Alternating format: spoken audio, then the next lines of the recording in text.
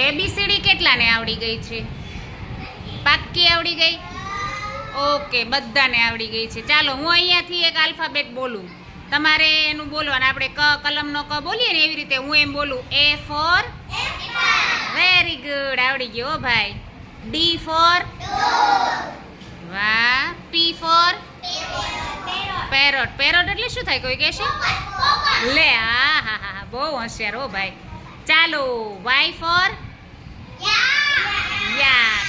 સરસ. T four ટોપ. ટોપ એટલે શું? ટોપ એટલે હેતવી બેન ભમરડો. ભમરડો એટલે ગરિયો, આપણે ફેરવીએ ને એ. સરસ. હવે મને કહેશો S ફોર સન એટલે સૂરજ દાદા. વાહ ભાઈ વાહ.